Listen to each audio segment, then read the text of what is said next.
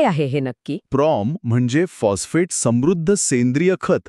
सोप्या भाषेत सांगायचं तर जी रासायनिक खतं आपण वापरतो म्हणजे DAP किंवा SSP. हो, डायअमोनियम फॉस्फेट आणि सिंगल सुपर फॉस्फेट. बरोबर.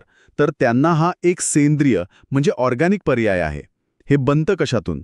तर रॉक फॉस्फेट, काही बायोपार्टिकल्स आणि सेंद्रिय कचरा म्हणजे ऑर्गॅनिक मटेरियल वापरून. अच्छा, म्हणजे नैसर्गिक गोष्टी वापरल्यात यात. मग जमिनीसाठी याचे फायदे काय आहेत? माहितीपत्रकात म्हटलंय की भौतिक, रासायनिक, जैविक गुणधर्म सुधारतात, पण याचा अर्थ काय होतो नक्की? याचा अर्थ खूप महत्वाचा आहे.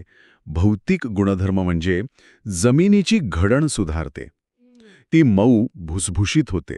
म्हणजे पाणी आणि हवा खेळती राहते. अगदी हवा खेळती राहते, पाणी धरून ठेवायची क्षमता वाढते. अचानक पाऊस आला तर पाणी मुरतं, दुष्काळ असेल तर ओलावा टिकतो. हा मोठा फरक आहे रासायनिक खतांच्या तुलनेत. आणि त्यात अजून एक गोष्ट, जमिनीची इलेक्ट्रिकल कंडक्टिव्हिटी म्हणजे विद्युत चालकता सुधारते, जी मातीतल्या उपलब्ध पोषक तत्वांचं एक माप आहे. ओके. आणि रासायनिक आणि जैविक गुणधर्मांचं काय?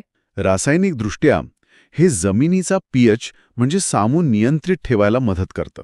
जमीन जर जास्त ॲसिडिक किंवा अल्कलाईन झाली असेल तर प्रॉम त्याला पिकांसाठी योग्य पातळीवर आणायला मदत करतं. एक प्रकारे बफरिंग एजंटसारखं. आणि जैविकदृष्ट्या बघितलं तर जमिनीत जे चांगले सूक्ष्म जंतू असतात ना, हो, मायक्रोब्स वगैरे. हो बरोबर, त्यांची वाढ आणि त्यांची ॲक्टिव्हिटी म्हणजे कार्यक्षमता वाढवते.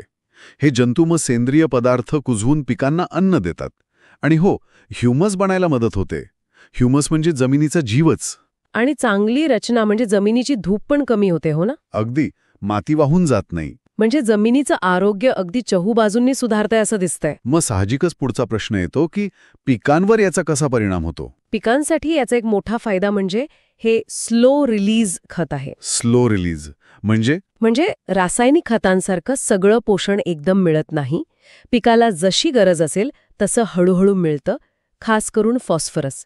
याचा फायदा असा की पोषण वाया जात नाही, शेतकऱ्याचा खर्च वाचतो आणि पर्यावरणावरचा ताणही कमी होतो. पिकांना फॉस्फरसची कमतरता जाणवत नाही. अच्छा, मग वाढीवर काय परिणाम दिसतो? मुळं चांगली वाढतात. नक्कीच.